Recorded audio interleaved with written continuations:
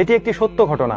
মুনিবা নাম করে একটি মেয়ে তার বোনের বাসায় যাওয়ার জন্য বাসা থেকে বের হয়েছিল। যেতে যেতে প্রতিমধ্যে অন্ধকার হয়ে যায়, রাত হয়ে যায়। সে দ্রুত যাওয়ার জন্য একটি শর্টকাট রাস্তা বেছে নিল। অন্ধকারের মধ্যে সে রাস্তা দিয়ে সে যখন যাচ্ছিল, সে দেখতে পেল সামনে একটি লোক দাঁড়ানো। সে খুব ভয় পেয়ে গেল। সে মনে মনে আয়াতুল কুরসি পড়তে লাগলো এবং ওই লোকটিকে অতিক্রম করে সে তার বোনের বাসায় পৌঁছে গেল। এবং পরদিন সকালে নিউজ পেপারে সে দেখলো সে যে রাস্তা দিয়ে এসেছিল গত রাতে, সেই রাস্তায় একটি মেয়েকে রেপ করা হয়েছে। এবং ওই রাস্তা দিয়ে ওই রাতে যত মানুষ গিয়েছিল তাদের সবাইকে থানায় ডেকে নেওয়া হয়েছে। যথারীতি ওই মেয়েটিকেও থানায় ডেকে নেওয়া হলো। তাকে জিজ্ঞেস করা হলো জেলখানার মধ্যে ওই রেপিস্ট লোকটিকে দেখিয়ে, এই লোকটিকে তুমি গতকাল রাতে ওখানে দেখেছিলে? মেয়েটি বলল, হ্যাঁ, একে আমি গতকাল রাতে ওখানে দেখেছিলাম। রেপিস্টকে বলা হলো, তুমি কি এই মেয়েটিকে গতকাল রাতে ওখানে দেখেছিলে? রেপিস্ট বলল, হ্যাঁ, আমিও তাকে দেখেছিলাম ওখানে। পুলিশ তখন বলল, তাহলে তুমি কেন তাকে রেপ করনি? ওই রেপিস্ট লোকটি অবাক হয়ে বলল, আমি তাকে কিভাবে রেপ করব? তার সাথে তো আরো দুজন মানুষ ছিল। তখন পুলিশ মেয়েটিকে বলল, তোমার সাথে কি কোনো লোক ছিল? মেয়েটি বলল, না, আমার সাথে কোনো লোক ছিল না।